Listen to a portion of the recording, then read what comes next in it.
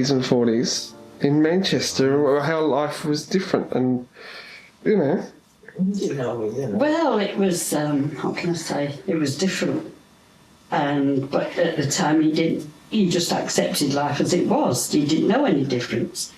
There was poor people, there was not so poor people, there were very rich people, but unless you met those people, you didn't know you were poor. And we were very poor. Because there was eight of you? Well, seven children. Oh, 7 plus. Yeah, 4 boys and 3 girls. Oh, okay. Yeah. And there was just you and your brother and your sister, wasn't there, Dad? Yes. But you came from a slightly better off family, didn't you? Oh, yeah. It was a slight, Slightly. Hoity-toity. Hoity-toity. And what made you hoity-toity? I wouldn't have a clue. They weren't hoity-toity, it's just that their father was a real worker and he kept good wages coming in, so they managed to have a better style of life. All right, well, you tell me what your dad did. And how much you would have earned and all that sort of thing. How much you would have earned? How much would he earn? Yeah. Well, about £3 a week. And what did he do for his... money, that. And what did he do for his £3 a week? Woodcutting machinist. Mm-hmm. Then she had a furniture place as a machine. Not the cabinet making bit, just a machine. He did all that. Ordering timber, different timber. He knew what timber to look for, how to cut it, and the different ways to cut it.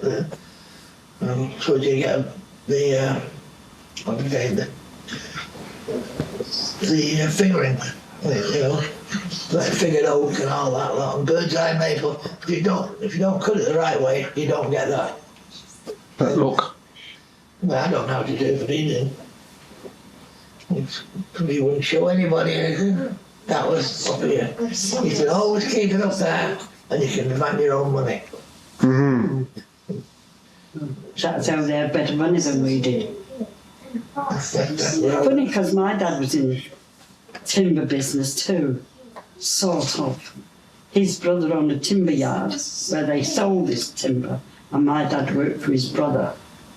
But unfortunately, and I hate to put this on camera, my father was a very heavy drinker, so most of what money he earned went into drink, which left... Would he been on fairly decent for the time? Well, if Jack's father was earning, what, £3 a week? £3 a week. My father would have been earning perhaps £2 a week at the most, but it was livable. You could live on that very, very scarcely, I should imagine, because lots of people in our street, they were all in the same level of, say, finance as we were, but they all managed to live decently because they didn't spend it on the wrong things. Because you're talking probably about, what, 1940 or something like that? Oh, no, going back to when I... 1930, Oh, even before that, because I'm going by what my mother told me before I was even born. Oh, so 30. Because the 4 boys came first.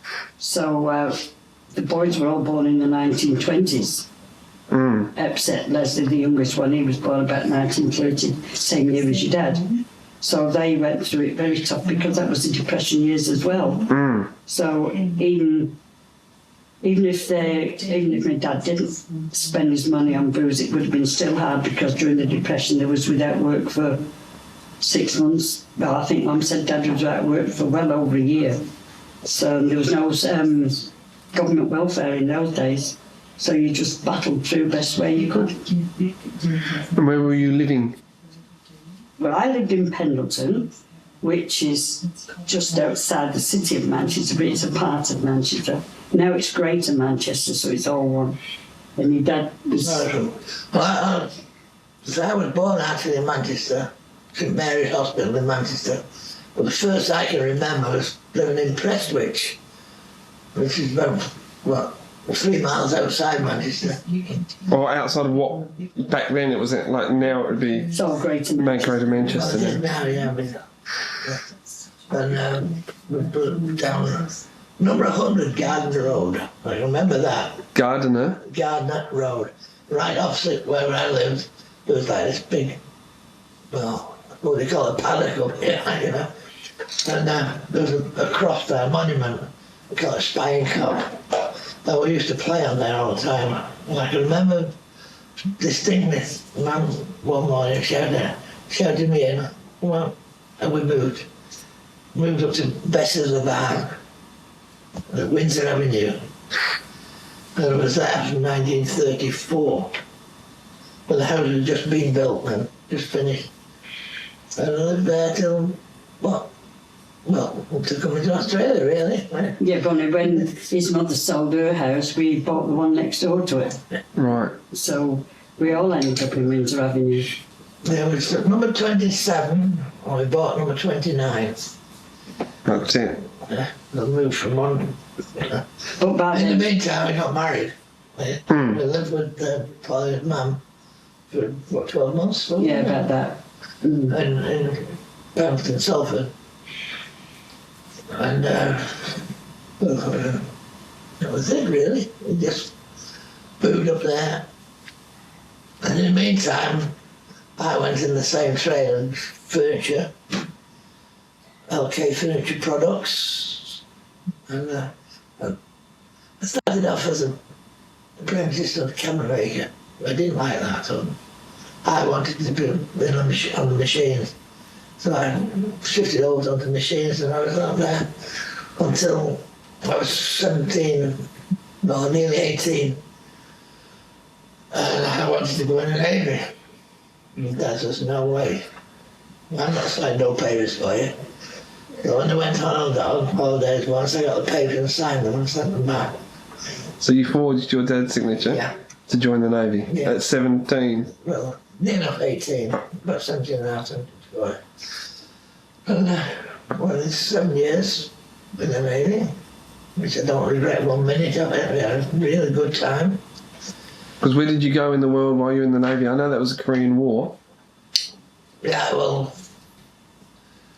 first of all, the first ship was a little frigate, 70,000 ton, and we went down to Gibraltar, through the Bay of Biscay, and she was rough. And I couldn't care less if I fell over the side of I just seasick. Couldn't care less. And we got over that all right, come back. Then from little ship to a big one, from 1,000 ton to a 32,000 ton. Actually indefatigable, with an aircraft carrier. Then from that I went over to well, down to Gibraltar again, I know, my usual trip there. And over to Denmark, was over there just showing the flag, I suppose, like, you know. And of course, they said, well, when you go over there, it's a communist country, just watch what you're saying, and, you know, don't say nothing. It's the very first thing you go,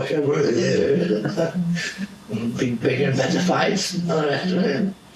Yeah, we got over that, come back. And I was on that for 3 years, in fact, motorboat driver. Easiest ship in the world, easiest job in the world. Had my own little workshop. Nobody bothered me. I used to go there and I think, oh well, we'll pull the engine out of that boat this week. We'll pull it out and play around with it, put it back. So you weren't a boiler doing the boiler work No. on that one? In the 7 years I was in the Navy, I can honestly say I didn't spend more than a week in the boiler room. Room. So I thought that's what you did. I thought you were the boiler attendant, like on the ship. I thought that's what you did. No, I was still a stoker. Still come under engine room branch. But see, on the ship, especially a big thing like that, you name it, and the engine room branch does it.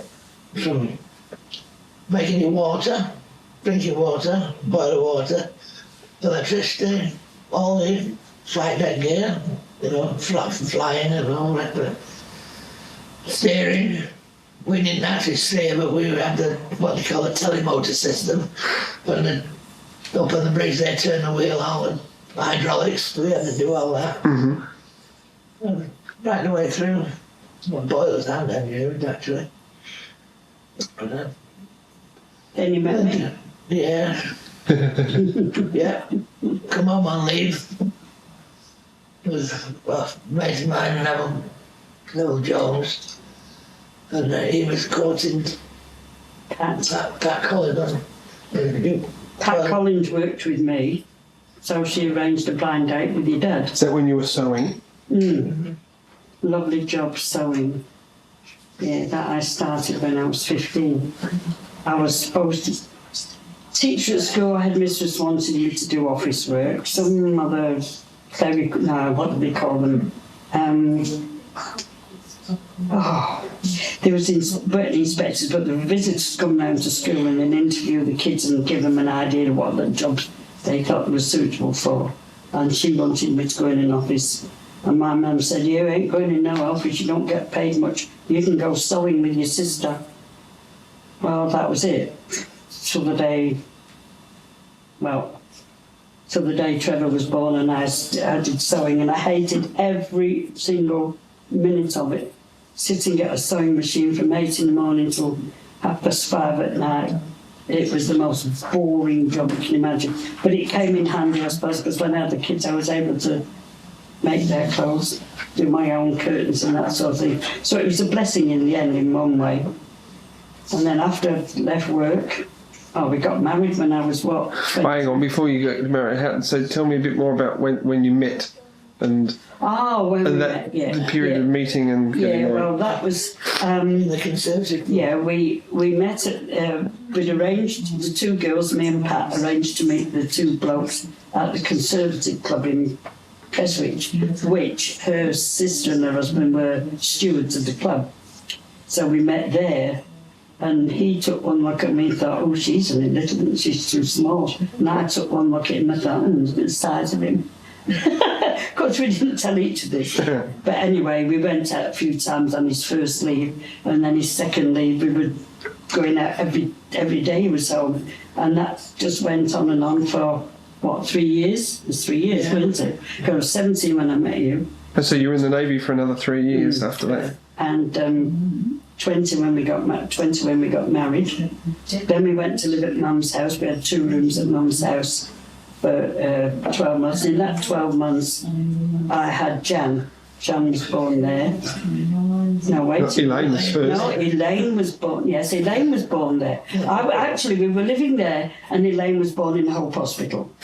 But we were living there, and then just before we left there, which was almost a year later, I had Jan there too, didn't I? Yeah. Yes, I had Jan there. Jan was born at home, at my mother's.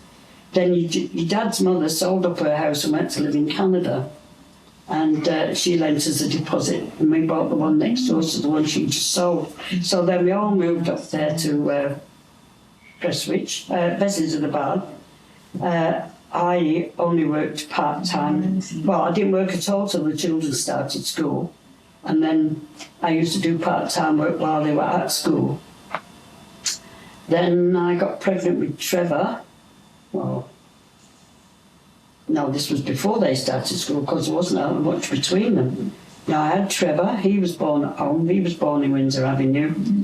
Then the years of doing part-time work came after they'd all started school. And then life was just a struggle, a real struggle, because with only your dad working, and your dad wasn't... Well, no working man got very good wages in those days.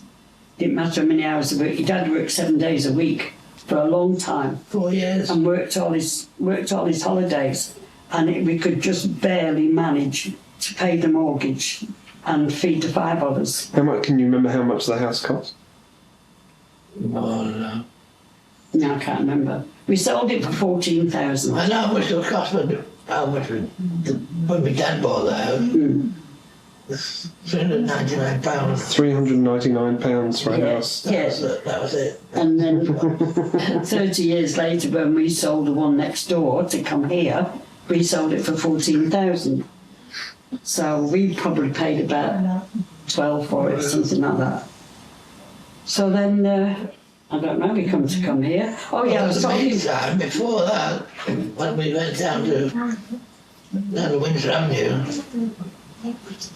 I was still in the Navy when I come back and went to Windsor Avenue, just for a short while. And I got involved and I got a job at Sacklos as a machinist. I'm all down there, a job, machinist, you know this, didn't you? Oh, yeah. Well, I didn't. He said, well, it's on that spindle motor over there. And I said, clue, potted around and put these cutters in, turned around and bang, cutters shot out and right through a window. Well, it broke, because they had to put them in wrong. We soon found out now, we soon learned. And I left, I was there for a while. And then one day, myself and I thought, oh, furniture trade just about had it, like, you know, with nothing going on. So I called in the police station in Salford. I just went in to inquire about the police station. Oh, yeah, come with me. I didn't have anything to do. I sat down doing the exam. When I went to inquire about it. And I had done the exam. And he said, oh, well, you're a borderline case, but I said, why? You spelled truncheon wrong. It'd be dictation. So everything's got to be perfect, because if you go in court and you say something wrong, it can alter the whole lot. But I'd spelled truncheon wrong, borderline case. Borderline, but they let you. So I went to go to police training school. I was there for, 13 weeks. I was then coming over weekends. So you're away from the family for 13 weeks? I don't remember that. Yeah, went to Warrington, Bruce. I don't remember that. No, But I know it. And you pay for the police was even worse. £9.15 a week I'm getting. And And I would buy my own house then. 3 It was kids. alright in a police house, it would have been alright. Yeah. But I would buy my own house, see. So I just we was going further and further in debt. Yeah, things were getting really bad. That's it. I went back down to Sackloss, machinist again. Left there. Then I went up to, where did I go from there? Oh, rest a while. Chef rain making at Whitefield. I was there for quite some time. Or was it? No, at the East paper mill. Like labouring with the maintenance gang, brickers. And I had 3 years on a jackhammer. But I got £8 an hour extra for being on a jackhammer. Halfpenny is what, £0.50? Yeah. So well, 1 shilling and 11 an hour we got. Or I got 1 shilling and 11 halfpenny an hour, which was less than 20 cents an hour. Yeah. In this. Yeah, well, I'm the one that had to make the money spread. So we had a tin with different compartments in it. So when your dad got paid, we put, that's the mortgage money, that's for the electricity, that's coal, that's for food. And you had to know we had to make that money last. Well, he got paid on Fridays, and by Tuesdays I had no money left in my purse by then. But child endowment was paid on Tuesday afternoon, and you collected that at the post office. Well, you didn't get child endowment for your first child, you only got 10 shillings for the second one and 8 shillings for the third one.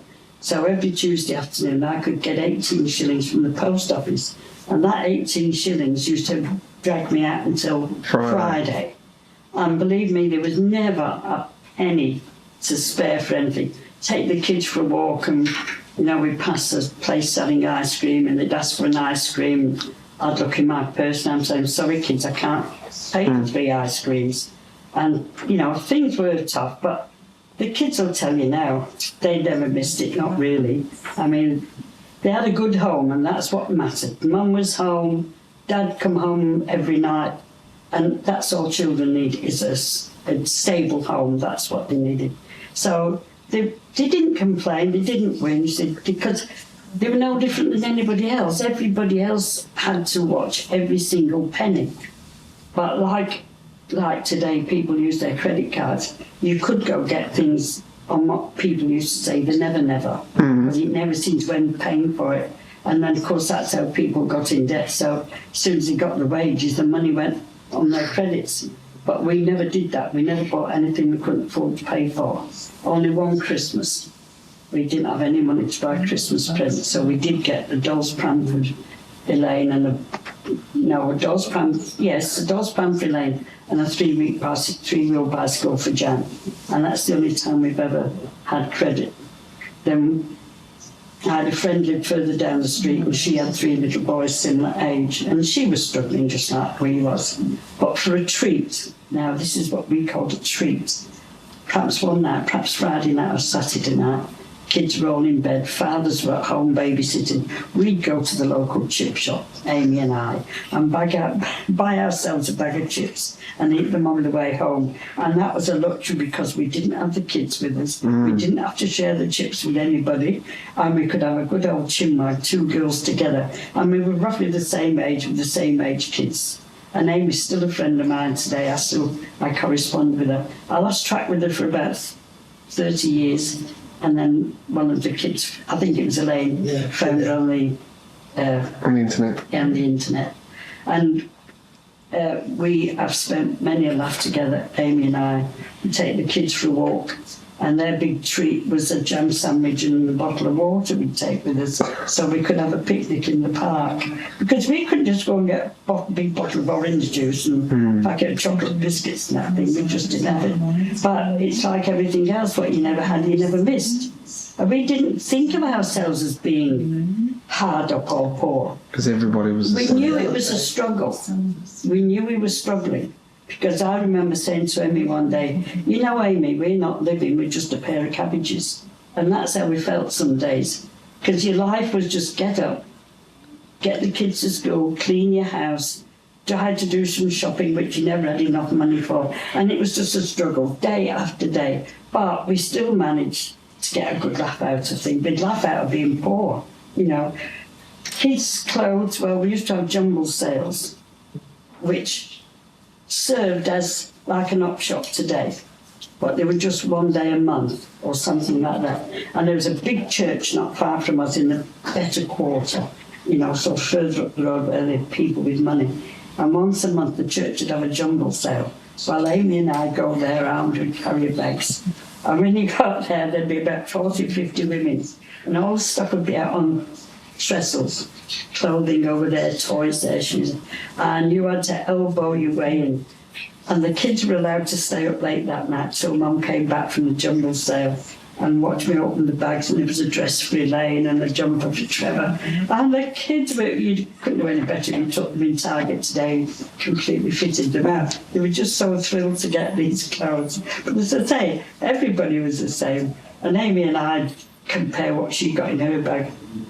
Now, I'll tell you a funny story. When I went back to England, when you was 6 years old, 1980, I met up with Amy. Do you remember me meeting up with Amy?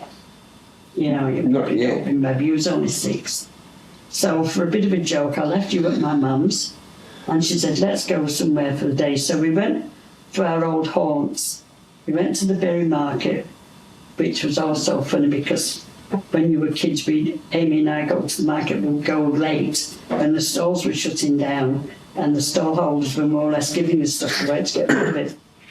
So we used to have a bit of money there. So when I met up with Amy all these years later, we thought we'd go to the market. Well, we did the market bit.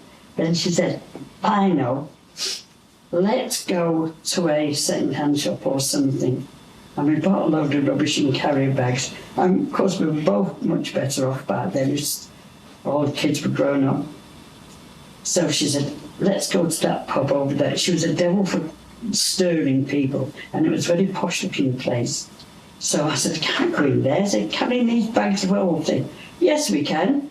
So in we marched. Well, the clientele were the type of tweed jackets and leather patches on their elbows and pipes, you know. And Amy and I sat there with these big brown paper carrying bags full of old clothes and shoes. And I was so embarrassed, but she didn't care. She said, oh, never mind, giving them something to talk about. And that's the kind of person she was. She used to make me laugh all the time. But then one day she said to me, I believe you're going to Australia. I said, where have you got that from? She said, well, Jack told my husband, John, you're going to Australia. I said, well, it's first I know about it. So I came and home said to your dad, are we going to Australia? He said, yes. So you can carry on from there because you're the one that arranged it all. I knew nothing about it. I've never been able to get out of you exactly what made you think. Like, I knew you thought, I'll get a better job. But you don't just go. But it sounds like you did. Well, I said, really, when this Neville Jones, his mate, his parents came over there. Well, he did. He came over too. And they sent a lot of papers home, the newspapers, Melbourne newspapers. And all that time, pages and pages of jobs going. And there was this refrigeration mechanic, in Western Australia. So, I've just done 3 years. Just nearly about 2 years on the fridges. On the Warrior, in charge of the main fridges. The Warrior is that for 32,000 tonne. No, that was a small one. I don't know aircraft carrier, but it was a small one. Right, yeah. And I was in charge of the main fridges and that, so I wrote now. So, well, they said, well, the Navy thing doesn't apply, the unions. They wouldn't have that. Your qualifications in the Navy didn't apply. They wouldn't be recognised. They have to do all this, that and the other. But you can come as what was it? Assisted passage, and all this, that and the other. Cool. I didn't bother very much, and then we got a letter saying, go to Australia House in Manchester for an interview. So assisted passage is the Australian government sponsoring you to come out, basically. Yeah. So it only cost you £10 to come out. Yeah. Well, it cost us 20. It cost us 20. 20 repaid. £20 for 5 of them. Right. They didn't charge for the children. And we went down to the interviews down there and they showed all these films, all Sydney, Bondi and all that. Oh, yes. Every house has got big bumps in the yard, Yeah. all this, that and the other. Everybody lives in a big, beautiful house. Anyway, we just went from there, so right, fair enough. Well, his friend, Neville... Neville Baxter. No, not Neville Baxter, Nev Jones. Nev Jones, as Jack said, his mother had already moved over here some years before, and she sponsored us. So we got there, we moved in that day, me, Jack and the 3 kids, and it was obviously she didn't like children anyway. I don't know why she bothered sponsoring us. And she was not a very nice lady, not a nice person. Well, the housing was very difficult to find in our price range anyway, because after we'd sold our house, there was still so much mortgage left on it, we wouldn't have a lot of money left when we were finished. So we thought, well, we might have enough for a deposit, but we couldn't find a house not that we could afford anywhere around there. So we had to put up with staying at Mrs. Jones's for about 6 or 7 weeks. And one day she said, I found you a house to rent. Well, it was just across the street, and it was the biggest dump you've ever seen, and I mean a dump. It was a weatherboard house, but it was literally falling down. The floor in the lounge room had sunk so badly, we had to have a brick on 2 legs to level the table off. You could see daylight through the roof. And the bathroom was a concrete floor and a big concrete boiler in the corner and the bath. And the kitchen was a tiny lean-to. It was like it was about just that wide, just barely for the stove and somebody to walk past. And that's all that was in it, was a stove and a old cupboard. Anyway, we're making the best of it. And we were there about a week, and the kids started scratching and they were coming out in spots all over the place. But they'd been eating fruit all week because fruit was so cheap and it was summer. And I went to the chemist and I said, can you give me something for children's skin? They're covered in hives. He said, let me have a look. He said, they're not hives, dear. He said, they're flea bites. He said, there's fleas in your house. Well, we were absolutely... Well, we knew we had mice. We had mice everywhere. They were running around during the day. In the settee and everywhere, And there was an old green settee in there that the landlord had left in. Well, when we turned it over, the mice were nesting in the settee. So the house was absolutely covered in fleas as well. So you can imagine how happy we were living there. And I don't know. Have we come to... Right. Where did we go from that We came here with... That's right, There was yeah. Neville Baxter, who... There was another Navy friend. I never knew I don't think I ever met. I know the name, but I never Well, he met. was on the Wyrill with me, and he'd come out here, and he was down at Nagwarry first, and then the government shifted up here to Grants, Grants and Sheds, where, well, it wasn't Grants then, it was that big shed at Blossom. Oh yeah. Not Next bad, is it? near the high school. Mm. And it was the government sent in there, and we didn't write letters to you or having tapes, like he had tape, and then he said re-record it. Yeah. And he said, don't sound very happy, like, We was right down in the dumps, on the verge of packing up and But can I going just? back. Yeah, you were. But this horrible house you were living in was Paran, wasn't it? Yes. Which is now. Yes, I believe all Paran's been ripped down and rebuilt. Oh, Paran's very, very Yeah. en vogue. Yeah. So- Yeah, well, this friend of said this, Charlie Baxter said, come up here and have a holiday. And when we came up here to have a holiday, he showed us those houses in Palmer Yeah, Street. they're just building them Yeah, now. the government was building them for sale. Yeah. And they said you can put a deposit on them if you like them, and we had a look at the plans and we chose the one we liked, put a deposit on it, and then went back to live in Melbourne for 12. It took nearly 12 months for them to get the houses finished. So it was Was it that house of 9,000 Yeah, just over 9,000. Yeah, in dollars? Yeah, because you'd just yeah. gone to decimal in '66. yeah. $9,000. Then we came up here and moved into Farmer Street, and And now that same bloke, Neville Baxter, is now going to get out of memory. the poor devil, we got killed in a road accident. Mm. Oh, when was that? Oh, Elaine's 17th birthday it was. Oh. Yeah, but I still know his wife. She comes to painting on the Mondays. She remarried. But I say after that, we never looked back. I never went sewing again, thank God. But I did have odd jobs. I worked at the motel, only domestic. I worked at the Bamra Motel, and I worked in the... Well, there wasn't any other kind of jobs there. I couldn't have gone sewing if I wanted Bamra, to. But I worked hotel, motel, Bamra Hospital, just doing dom care type jobs. And my dad's just gone on with his... what was it you were doing? No, I went down to Dalvis, Stan Dalby, I worked there. Just like on the bench, carpentering. So was that making furniture and cabinets? Yeah. Then I went from there, I went down to Eddie Torno's at Glossop. I was there for 13 years. Neddy Torno was a builder. Oh, so they built.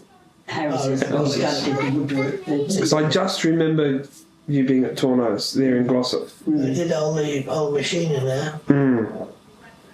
Mainly I was doing door frames, window frames. Not so much on the covers. I did all the heavy stuff. Mm. I remember one little, when we first got to Melbourne, I think the first week here we went, it was June, we were in Melbourne in June, and to us it was just like a summer day back in England, we went down. Because it was grey in 15. No, it was a beautiful day. It was probably about 22 and the sun was shining, so we took the kids down to St Kilda Beach in their bathers, carrying a towel, and I looked around and massive beach, and I said to Jack, what's wrong with people around here? A day like this, there's not one of them on the beach. They're all a bit funny, aren't they? Anyway, the kids had a ball. We got pictures of them splashing around in the water. Anyway, they rubbed themselves down, carried the towels over their arm. We got on the bus to come home and still in their bathers. I wondered why everybody was staring at us on the bus. When we got back, the lady lived across the road that was the one that sponsored us, Mrs. Jones. She said, you've not been down to the beach today, have you? Yeah, why? She said, it's the middle of winter, girl. I said, why? She said, no wonder people were staring at you. Mind you, we never went down to the beach in the winter again. We got used to the warmer weather. But it was such lovely weather. We thought, Oh, this beach to ourselves, it's a beautiful day. We wouldn't go again. You saw the blood thins out a bit when you've been here a while. We never done now, like everybody else, whinging because it's cold. No. But I say we've never looked back though since then. And the kids have all done well. As you know yourself, the kids had a good education and all got themselves good jobs. And so Then, of course, a surprise came years and years later. Now, that's a question I get asked a lot. Was I a surprise? You was a surprise. I should think you was a surprise because we never expected we'd have another one. You came out of the blue you was a surprise. But we never regretted. Don't think we regretted having you. Not for 1 minute. We were just as excited as being pregnant with you as the others. No. And I'd like to say you was a good little boy too. You was a lovely... Well, I think probably because you were it was like having an only child. So I only ever had the one to talk to. Not having three all trying to talk to me at the same time. Well, Elaine and Jan, well, they're all in high school, aren't they? Yeah. Well, they're 15, 16 and 17 years older than me. Yeah. So, as I say, it was things were much easier, even though we're sort of starting again with a family, but it wasn't a struggle like it was before. And you had three mothers instead of one, because Elaine and John always told me how to raise you and what I should be doing, and Mum, you're not doing it right. Shouldn't be doing that, Mum. You should be doing this. Or, you never let us do that when we were his age. They've grown up a bit now. Yeah. So as I say, we've always felt very lucky that we came here. But we do get homesick now and again. You can't help it. Your roots, no matter where you go, your roots are still where you was born. Yeah, I mean, you know, when you was in England, there was no Australia was your home, and you know that it pulls on you. So, because we often talk about the old times and places we used to go. Take the kids for walks in Bluebell Woods and down by the river going through Down the clough. Down the clough and things. What's the like clough? No, it's just like a little valley with a stream running around, you know, but you go for miles long. You go right round and you finish up, if you follow it right around. It started off in Whitefield and you finish up in Prestwich. But you wouldn't know that place anyway. But the stream going through was about that deep and it's pure clear water. So the kids love to get the shoes off and paddle through that. The days never got too hot that you couldn't go out to play. And winter, of course, they had a fantastic time. Snowmen and snowballing and skiing and things like that. Yeah, well, when we were kids, I went to White Windsor Avenue, just across, there was rowboats and then one opposite. Then behind them there was big fields. I used to play all the time when I I was used to play on there all the time.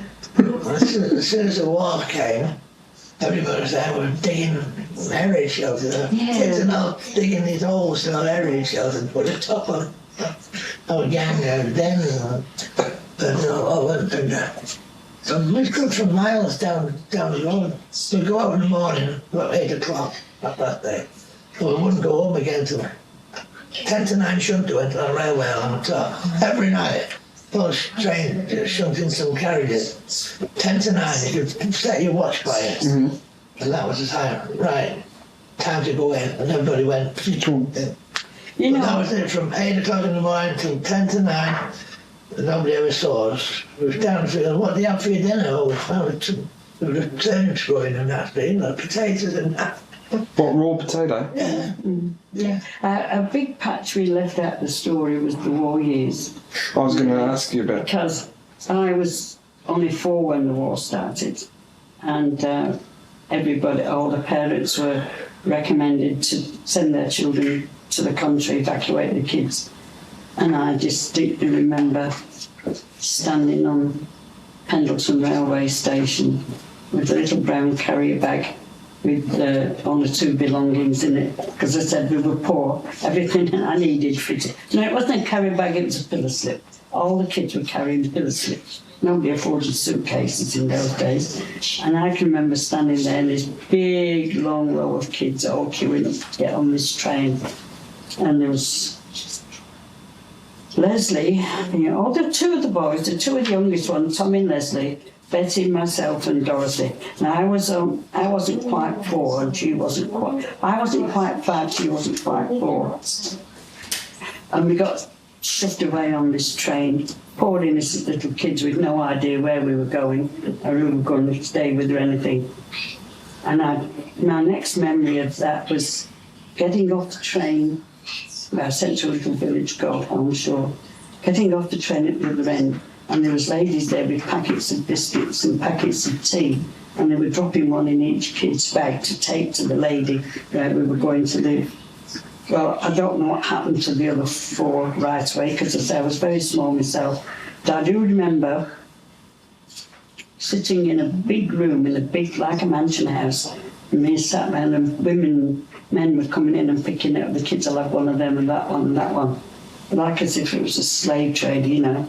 Well, a lot of kids went to some beautiful homes. A lot of them did far better than they did in their own place.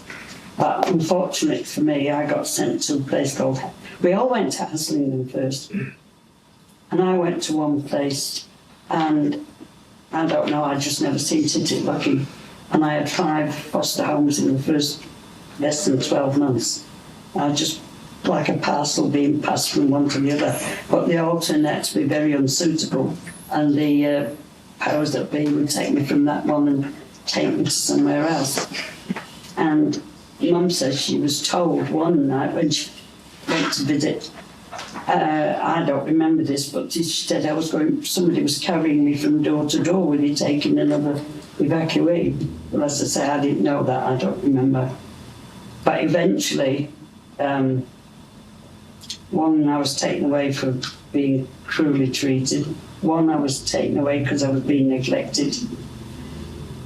One house I loved being there, and I don't know why I was sent away from there, because they were very kind to me and I loved being there, but I was taken away from there. Anyway, I ended up in the next village, which was Helmshore, with a family called Everett. And they had a boy about 3 years, I think he was about 3 or 4 years older than me. Well, by this time I would have been turned 5. And they had a boy about 8 or 9. And he was an absolute pain.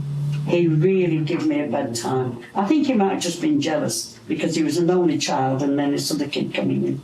And he gave me a really bad time. She was as strict could be. Never a word of affection. Never any affection, never a nice thing. I was there with her for 4 years.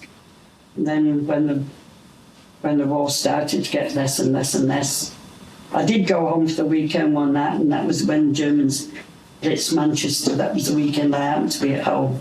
But we were assured that if we sat under the kitchen table, the bombs wouldn't hurt us. I don't know, somebody thought if the house you fell in, the kitchen table would stop you, but fortunately some ARP wardens came and took us out of there and took us to a big shelter. What's an RP warden? Yeah, so when we... Now, what is an RP? Air raid. Air raid patrol. Yeah. Which was my ambition, was I would have liked to have been an ARP warden, so I told myself when I was about 8 years old. And then I thought I'd like to be a bus conductress so I could wear trousers. You get all these silly ideas when you're a kid. But when we came out of the shelter next morning, the whole row of houses across the main road from us had gone. Big 3-storey houses completely wiped out. All our windows were broken. Every window in the house was gone.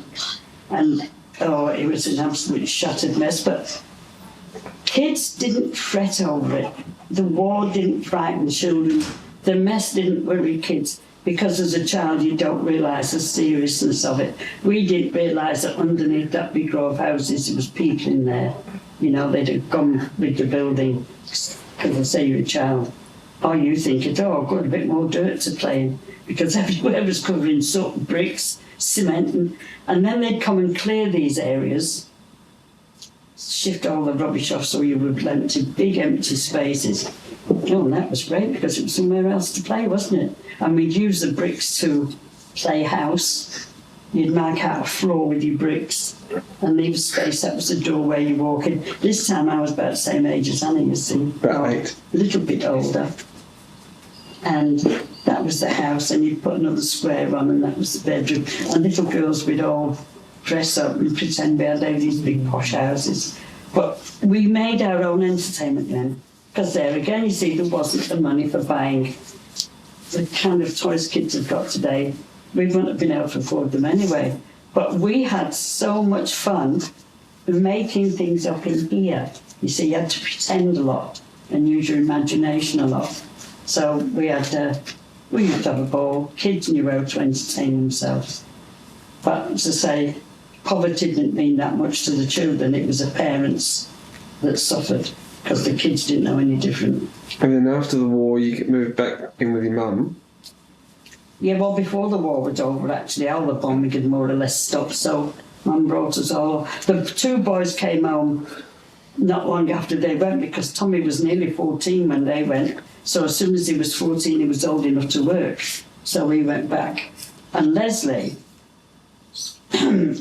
was told, the old lady, he was with an old lady, and she wrote to my mum and said, will you come and take Leslie away, please? I will not have that kind of boy living in my house. So Mum went flying up there, wondering what Trevor Leslie had done. And it turned out she'd caught him smoking. Well, I mean, a 13-year-old boy smoking with... Especially back then. She wouldn't have that kind of a boy living in her house. So Leslie thought, that's all right, that suits me, I'm going back to Salford. And Mum took him home then. Then a little while after that, Mum fell down the cellar steps and broke her arm.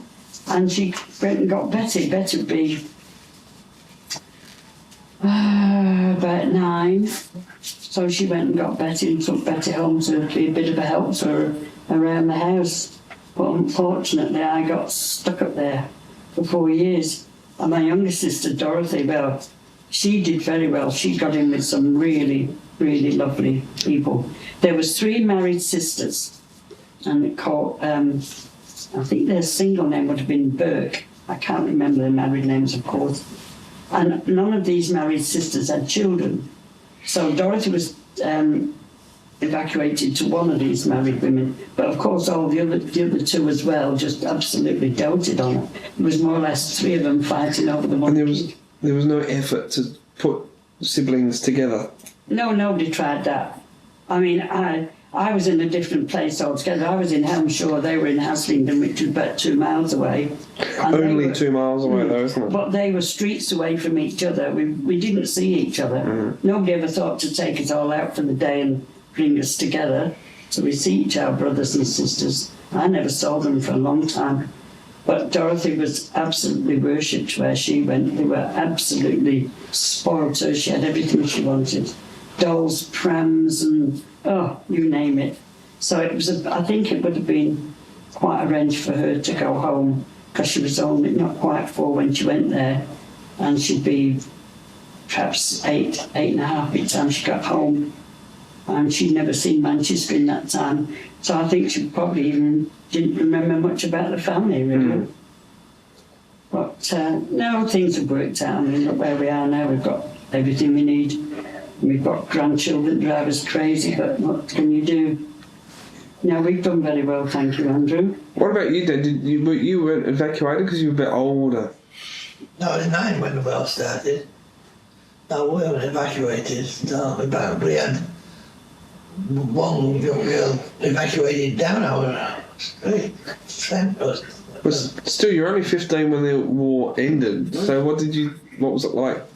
During the war? Yeah. Well, the best part about it was because all the teachers had gone away to the army and we only went to school. One week we went in the morning and the next week we went in the afternoon. We only had half days at school. This week I've got to go out to every morning. Next week I go every afternoon. And that was all right.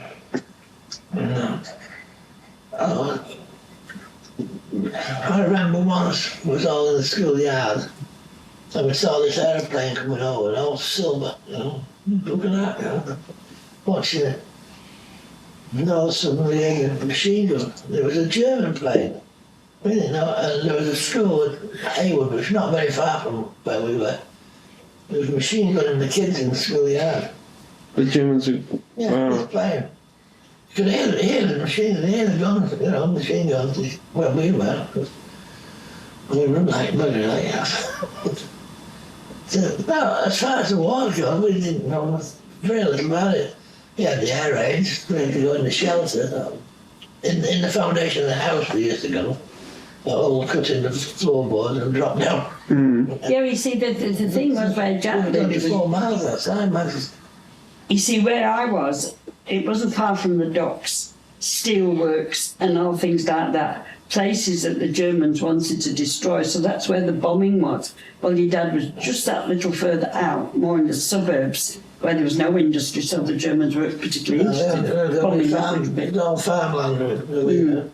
But you see, but we were so close to the docks and all the big steelworks. We did that's get, what they wanted. when I was in Winds Avenue, you got a row of incendiary bombs right down the middle of the road and right down the backyard of the other lot. They were only They very missed the houses. Yeah, yeah. The houses were except for one bomb, one incendiary bomb that went through Amy's house. Amy's house, yeah. Is that was Amy before Dobson? That was before Amy went to live there, though. Just one bomb. But incendiary bombs were only a very small Well, bomb. they're about Yeah, but they that were. long and probably about that round. But I think they were more or less made to make fire, weren't they? Oh, yeah. They would set the buildings on fire, not. Just this long Blown tube up. with a fin on the end of it, like, you know. We used to go and collect the fins. Unexploded bombs and ammunition, technically known as blind. They were made to kill and destroy. They can still do so. Some fail to explode on contact with the ground. They may not be duds. Some defect has delayed their action. You touch them at your peril.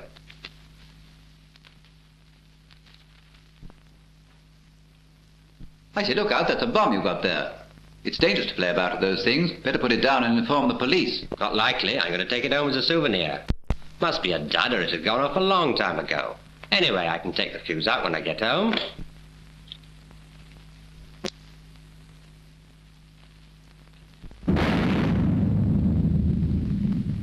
So if you see any strange metal object lying about, don't touch it. Report it to the police and impress the importance of this on your children also.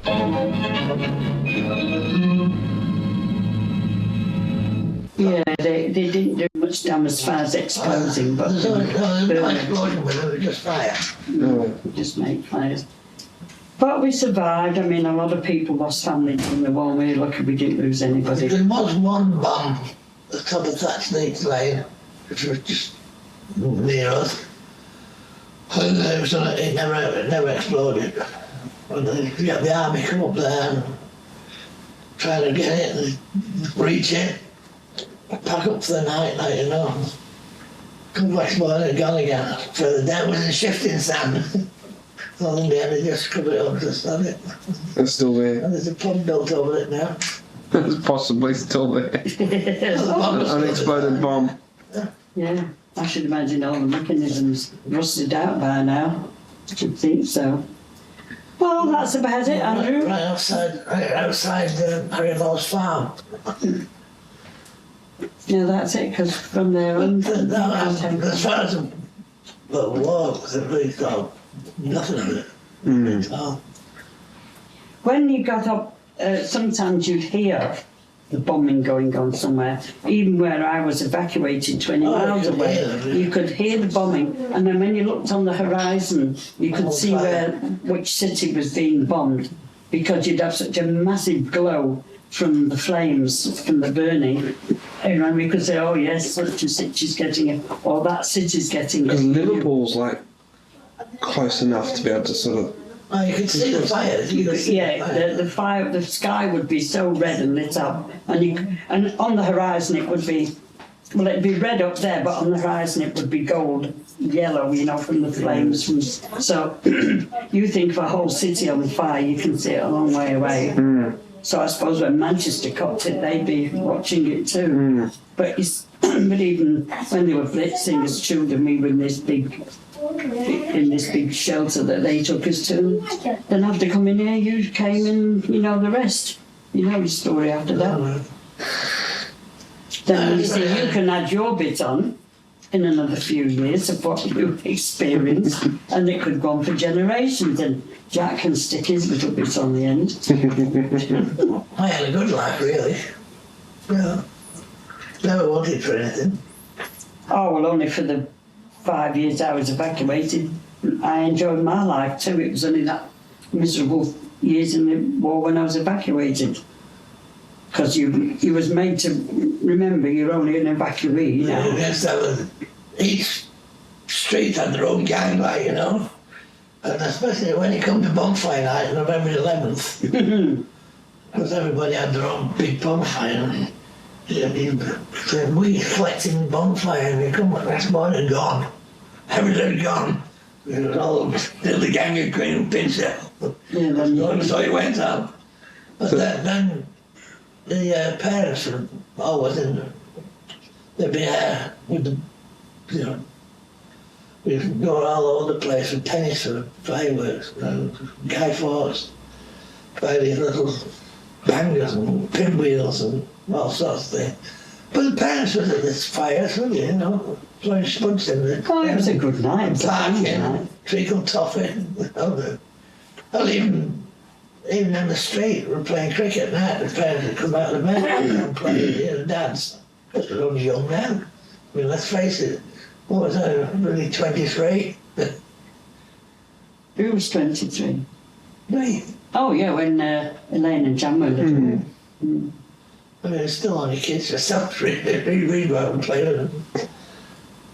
And the lampposts at night, and then putting us, in winter, because they had all horse and carts then, the Cole and the horse, the Milton had horse, and Pickles, you know, the haberdashery, not haberdashery, all bits and pieces there, from paraffin to deck chairs. So there's Pickles and, I forget the other one. Anyway, they are all awesome cars. And when in winter, you get this big slides right down the street, you know. Rubbing ice on the road to make it slide. And the poor horse had to come on and start trying to stand it. They used to get in trouble for that. They'd come out and throw salt all over it, melt it, and mess it again with very rubbing it. But yeah. I remember Mum used to have a horse come round. He was a rag and bone man. Remember Steptoe Sam? They come. He was a rag and bone man. Donkey stones. And he had this big Clydesdale type horse and the big legs and big thick legs. And Mum always gave him saved dry crust off the loaf of bread for this horse, and she'd go out and give it to him. One day, she obviously she hadn't heard them coming or whatever, and we heard this clomp, clomp, because Mum always had the front door open. You didn't have to worry about locking your doors in those days. Front door was wide open, and there was a passage right down the middle of the house. One day she had this clump, and there was this blooming horse with his head and his 2 front feet halfway through the door, hoping he could walk up the passage, but he had his cart on the back of him.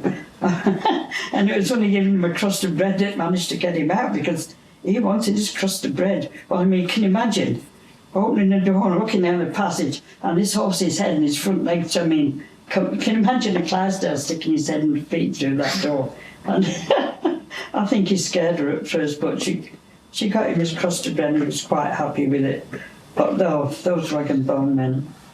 Well, on Saturday morning when the milkman used to come, you had to collect the money and that. All the kids, if you're lucky, you could go with the milkman. And he was on a little thing, he just said, 2 pints there, 2 you got, and he can tell you that, oh, such and such money, you know, they owe you, and they go and knock on the door and they give you the money for the milkman and take it back to him. It was like Saturday morning.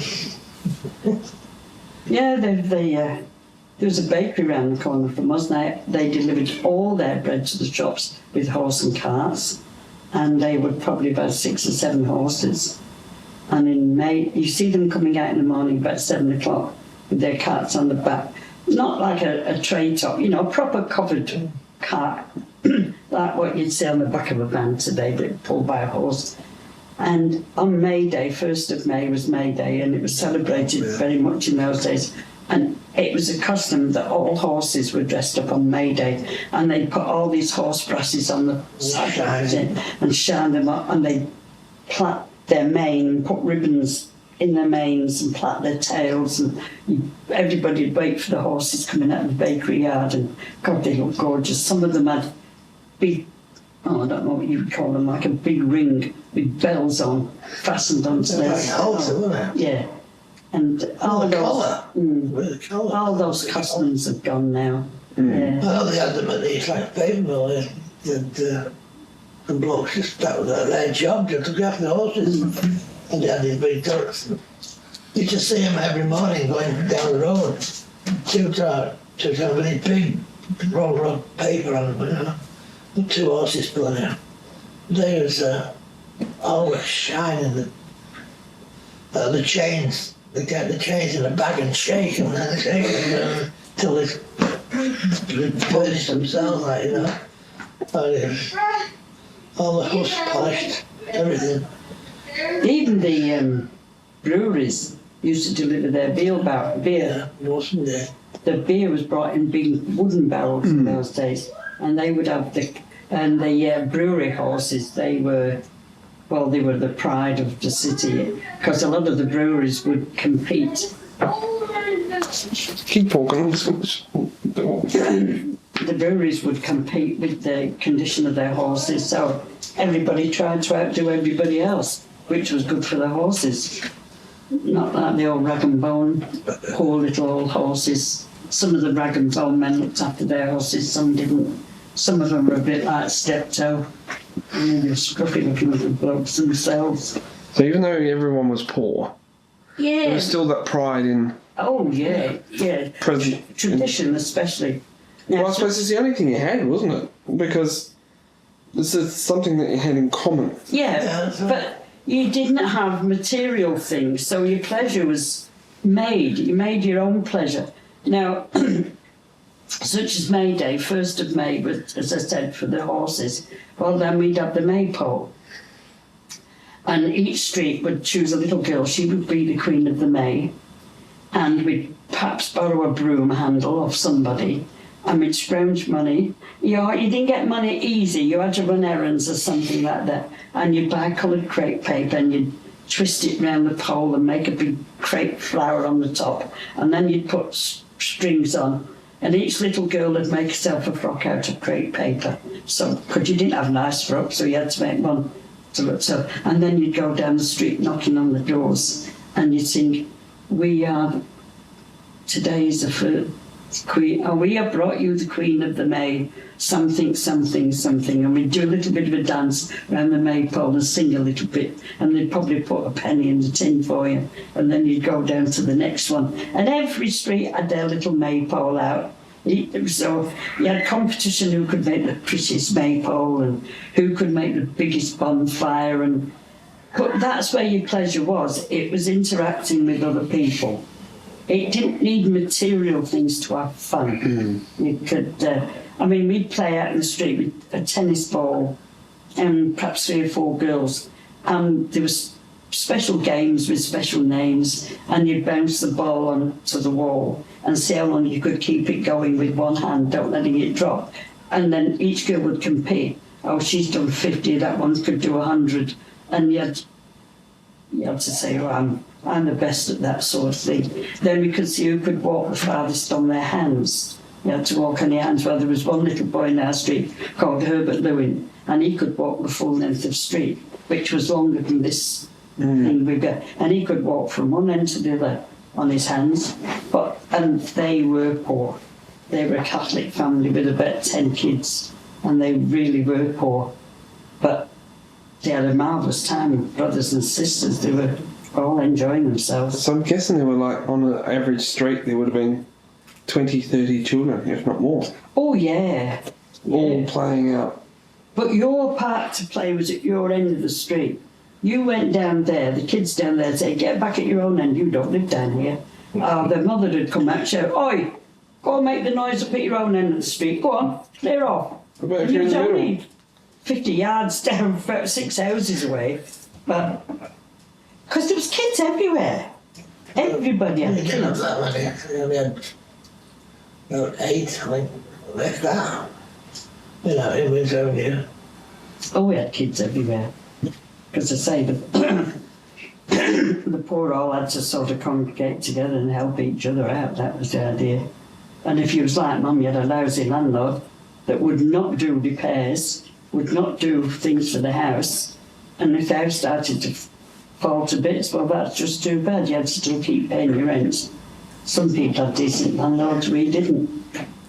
But I don't think there's any more we can tell you about that, Andrew, unless you can think of something. Well, one thing I've never heard. I know you didn't know your dad that much, but was he sort of? I'm presuming by the time you got back after the war, he was well and truly. No, he was still home then. He was there when my brothers come home. Ernie came home out of the army at the end of the war. Would have been, Ernie came home about 1940, perhaps. Very end of the war he came home. Actually, I think it was on my birthday, 13th of December. 44. 44. It was the 13th of December, and there was a knock on the front door, and I went, and there was a soldier standing there. Mind you, I was 5 years old last time I saw my brother, and he said, "Is your mum home?" I said, "Yeah." He said, "Will you tell her I want to see her?" And I walked down the street. I think this is Jan. I went down the street, and no, it's not Jan, it's Jack. The front door's locked. The fire gate's locked. The roller door's locked. Excuse us. The Monkey? celebrities here are talking. It's just in the middle of something I've never heard before. Jacko, Yes, out the back door. Sorry, there's this guy at the door. Brother. Yeah, and I went to my mum and I said, "Mum, there's a soldier at the door wants to talk to you." Well, I saw Mum's face change because she hadn't seen him for 5 years. And she looked and she saw him, she's, "Oh, it's Ernie," and she flew down that passage. But we didn't recognise him because he was so ill. He'd had malaria so many times, and he was very thin, and he was yellow and jaundiced looking. But I didn't know who he was. I couldn't remember him. That was about the worst thing, I think, for kids during the war. You know, all the little ones, their fathers had gone away, and they never knew if Dad was coming back. That would have been pretty bad on people with little children. You know, parents in their 20s and 30s. That would have been very difficult. Well, obviously, your dad didn't go to war. He was in the First World War. It was the First World War. But Ernie came home. John came out of the Navy. Tommy had finished with the army. Dad was still there. When we saw him, we didn't see him very often. He'd come home at weekends, mostly. And then there was all such ruptions in the house with his drinking and fighting, and not physical fights, just yelling. But Mum used to give as good as she got. I mean, Mum wasn't one of those little humble ladies that sat down and let him rant and rave. She'd get up and rant and rave with him. So, which made it 10 times bloody worse, I think. So in the end, the boy said, "That's it, that's enough, you can clear off." So your older brothers basically kicked your dad out. Yeah, but then when you grow up and think back, you get to my age and you start thinking back, and you think, well, it wasn't all one person's fault. It takes two to start having fights and arguments. And I probably shouldn't say this on camera, but I just felt that there was times if Mum had just kept quiet and kept her mouth shut, there wouldn't have been so much. You see, he'd come in drunk, and he'd knocked the door open because he knew the minute he got through that door, Mum would start yelling at him. And it was on. And I've often thought, if she'd have just been quiet, let him come in and sit down, and just pretend he wasn't drunk, just get on with it, it would have been a lot easier. Because when you're alcoholic as he was a very sick man, but you didn't recognise him in those days as a sickness. He couldn't help himself by that stage. And of course, Mum used to just, the minute he got in the door, Mum would start and it was on. But then they got rid of him and I never saw him again. Last time I saw him, Oh no, that's right. They sent for the police and they told the police to take him away. And last time I saw him, he was being escorted out of the house between two uniformed blokes. I never saw him again. But then, years after, I think my eldest brother Ernie and his wife Betty, they did come across him at some time and they tried to help him, but it was too far gone. You couldn't get him out of the drink. I mean, he'd been drinking for 40 odd years and the drink had gone past just beer. He was getting into the spirits by then. And I believe they tried to help him. I don't know how much. But then we lost track of him and I never heard any more about him until I got a letter to say he was dead. But I don't like to tell you on camera the details because I don't know which member of the family might watch that in time to come. And I don't want them to think too badly of their grandfather. Well, it's only the truth, though. Yes, I know, but it's very, very sad. Well, I'll tell you if you think it's all right. They won't say it till they've grown up, will they? Well, the letter I got to say they'd found him, he was dying when they found him. He was lying on a bed of old rags, surrounded by empty whiskey bottles. He had pneumonia and the doctor said that was because he was suffering from malnutrition. He said there hadn't been food in his stomach for days and days. He'd been living on whiskey for days. And he weighed 4.5 stone. And what's that roughly in kilos? Any idea? 4.5 stone would be, how can I work that up? Oh, don't worry about it. I can tell you, I can look on the scales after. He probably weighed the same as a 12-year-old boy, something like that. Bit bigger than Jack, bit more solid than that. Or perhaps a 14-year-old, something like that. But they said he was so far gone, the pneumonia was killing him anyway. And that was because he was so malnourished. And the alcohol had got through his body, it was breaking down, and he was choking on pneumonia, and he died when they got into the hospital. And I've always thought it was sad because out of his 7 kids, there was nobody there. He never saw his grandchildren, never went for a wedding. And I thought, well, somebody should have done something sooner than leaving it to get to that stage. But you see, I was over here. I didn't know what was going on. Oh, so you were over here. He was still alive by the time you got here? I got the letter. I see. I always got the impression that you were very, very young, like their age when... No, I was over here. I don't think you were born, though. I don't think you were born. Oh, yeah. See, I always thought he like sort of died in his early 40s and... No. When would it be? Let me see. We were in Farmer Street when I got the letter. So when would post that be? 66? When did we move into Farmer Street? 65. 66. We got here, we moved in 66, didn't we? So we'd been here perhaps a year or 2 years, so it would have been about 68. And he would have been 68 because he was born in 1899. He'd be 115 if he was alive today. 116. So he was in his 60s, I think. He was very lucky to have lived that long. But then I found out since, with Elaine going through the family tree, he lost his mother when he was in primary school. He was the youngest of the family, I think. There was about 6 of them. He lost his mum when he was in school. When he was 15, his older brother was killed in Gallipoli. He was only 18, killed at Gallipoli, just before the war finished. Then when 2 or 3 years after that, when he was in his late teens, his father died.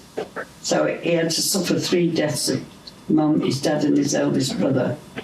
And I thought, well, that's enough to get anybody very depressed. And that's probably when his drinking started, when he was about 17 or 18. Well, he was already drinking when mum met him. But then again, as I said, he had a pretty rotten time of it. I suppose the drink got that bad he just couldn't leave it alone. There was no help for him in those days. No. Yeah, so poor devil. I think back now, I think between us we could have done something a bit better than that, even if we wouldn't have put him in a nursing home, something. It's too late to think about it now. But I never did, I always did have a soft spot for him though, even when I was a kid, even when he was drunk. Because if he didn't antagonise him while he was drunk. He was all right. But Mum would glare at him, you know, and then she'd say, oh, same old self, aren't you? You so-and-so, you know, what do you want to eat if you can eat it? You know, that attitude. And yet, I can remember sitting on his knee and singing George Formby songs, because in those days George Formby was very popular. And my dad was always singing George Formby songs. Oh, Mr. Woo, what can I do? And he'd have me sitting on his knee, and I'd be about 6. I'd come home from the thing. And when I'm cleaning windows, that was another one of George Formby's. So if you sort of played up to him, you know, he never did anything to the kids. One, to give Leslie good hiding, but God knows what Leslie had said to him, because Leslie was very straightforward. He's given the right good hiding, I believe. But I've never known him to be violent, never. But, as I say, you can't turn the clock back 40 years, can you? And I spoke to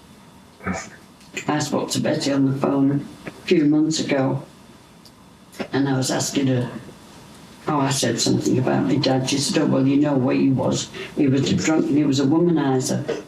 I said, has anybody ever started to stop and think why? No, you're just a drunk and that's it. So, yeah. And since then, Dorothy's died. That's the youngest sister. Leslie died. Ernie died. That's the eldest brother and the youngest brother and the youngest of the girls. And then, of course, Mum's gone naturally at this stage. She was 88 when she died. Her mother died very young. She died when Mum was only about 12 years old.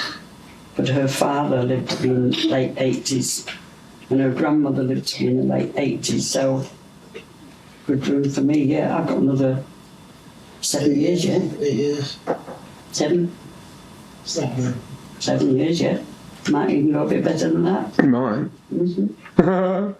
Yeah, so that's the Gillespie family for you. My old man was very strict. Very strict. When he shouted, shit, you know, you jumped. With that. Jumped on the shovel very he was dreading. You know, he was out playing in the street and he'd come home from work, dreading coming home from work. I knew what was going on. Ah! Get in the shed. Make him like photo frames. That was that. Get in the shed. I kicked my sister out. And I didn't know really why until that letter we got from May. And it says, because she married a Polish bloke. And he says, there'll be no foreigners coming in this house. So you choose yourself. I'll drop it, I'll stay above. You know, you got no choice. You either stay here or you go. Well, she went. Yeah, but you see, you've only ever heard your sister's side of the story, Well, haven't that's you? what she said. Yeah, that's what she said, but you don't know what... You should really know what your dad's side of the story was. Well, I suppose that was it, because he's... my brother went. Yeah, but they've I actually been on... don't know why, what happened between dad and my brother. I have no idea. He shot. As soon as they got married. No, but he was very, very strict. He was good. Very good. He's a good man. Very He strict. provided well for his family. And your mum? What was she like? I've got 5 minutes of tape left. The mum, she was good. No complaints about the mum. Typical housewife, you stay at home, you're the woman, and I'm the man, so I'm the boss. And that's how marriage is held together. I know it's very much against today's way of thinking, but a woman had her work and a man had his. And as long as you both did your own jobs, things went along very nicely. And it was good for the children too, so they knew who was the provider and who was the one that did the what could I say? Nurturing. Nurturing, yeah. So there was a bit to be said for the old-fashioned ways. Oh, yeah. Because I mean, your mum was always kept the house lovely, didn't she? washing and ironing was always Oh, yeah. done. She was a good cook. So, to say, it sort of helped with the harmony in the home. So how old were they when your parents when they passed? And Well, my dad had only been in his 50s because he had like a stroke down the right hand side. It was virtually useless on his right arm. He used to swing it, you know. If I did anything wrong, it hurt. Your dad was what when he died? In his early 50s? Yeah, he got so. and you were over here at this stage? Had you been over here at this? No, actually, I was still in the Navy when he died. Just before we got married, Yeah, wasn't it? in 1955 he died, Christmas. Mm. On Christmas Day? No, right around Christmas. I was supposed to come home leave for Christmas leave, like, you know. And I swapped with one of the other blokes because for some reason he wanted to get over. I said, all right, I'll swap leave. And you go now and I'll go in later in the new year. Like. Well, if I hadn't swapped, I would have been home when Dad died. But then next thing I knew, the engineer came up and says, telling me your dad's just died. Go get your gear ready. I've got your pass ready. You're going home. And that was it then. Too late, I didn't see him. I can't remember what year your mum died though. But your mother would have been in the late 60s, Oh, wouldn't she? yeah. Mm. We was over there when Mum died. Yeah. Do you know what? Yeah, you don't know what she died of, or I should imagine cancer. Well, we She don't know. smoker? She didn't. Well, she had breast cancer. I know she had breast cancer. right? No. And I didn't know then, but I know when she was, what was it, When she was younger, she had that. Christie's, wasn't it? That place in Manchester. No, I forget what that hospital is in I think it Manchester. was Christie's. No, something anyway. She had cancer when she was young, but thought she was over it. Probably come back. Then it cocked up again 30 odd years later. Because you immigrated, your brother and your sister immigrated to Canada. Mhm. So she died. Well, not alone. Did she have other family around her? Oh, Well, she she was alone when she died, but had cousins and much oh, cousins yeah, and got family in-laws. sister. Yeah. And was she still in? Auntie Lucy was still alive then. And where was she in England? Your mum at the time? And Whitefield. Whitefield. Right. Yeah, she got a unit when she came. She went to Canada and to live with May and Kenneth and his wife, and then she had a fallout with them. Then went back to England, and she lived with us for nearly 2 years, and then she got a council unit. Yeah, but she was living with me and alcohol. So she lived. She got a council unit, and then next thing we know, she'd been taken in hospital and she died. Well, that's it. That's our That's happy it. story. I've got 1 minute of tape left, so. Well, to future generations that are watching this, that was jolly hard work, and I don't recommend it to anybody. But Andrew said so. And Andrew's got a lovely fiancée now called Sarah. Thank you. And that cheeky grandson. Put that down so we can see your face. Come on. Chop, chop. And that granddaughter, Anna. Anna, smile. There was that And Sarah. cheeky. Yeah. Lovely. Unforgettable, though near or far, like a song of love that clings to me. How the thought of you does things to me never before has someone been more unforgettable in every way. And forevermore, that's how you'll stay. That's why, darling, it's incredible that someone so unforgettable thinks that I am unforgettable too.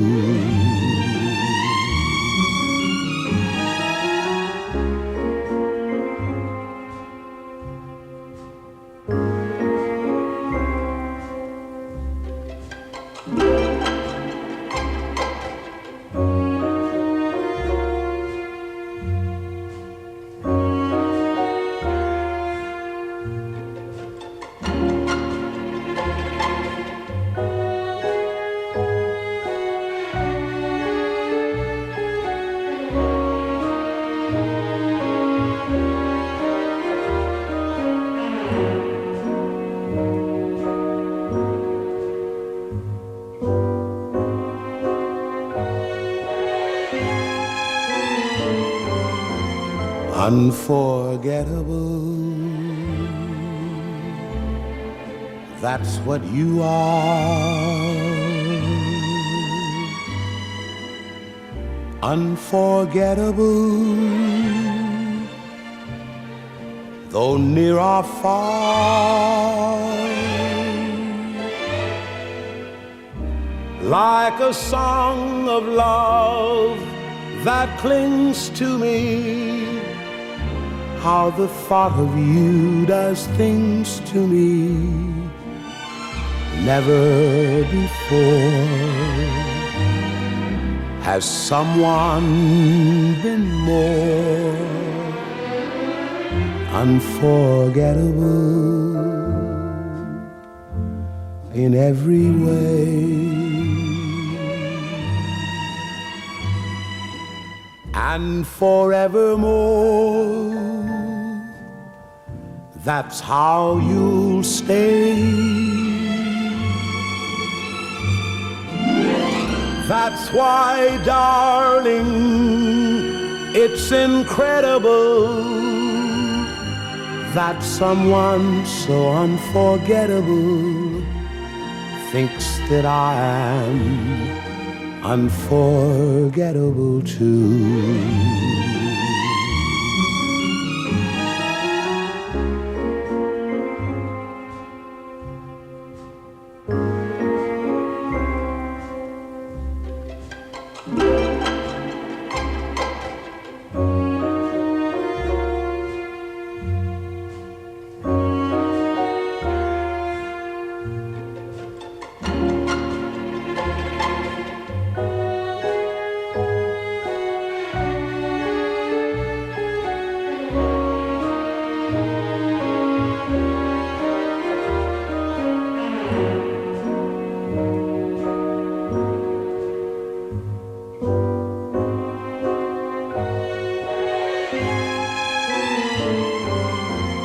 Unforgettable in every way, and forevermore, that's how you stay. That's why, darling, it's incredible that someone so unforgettable thinks that I am unforgettable too.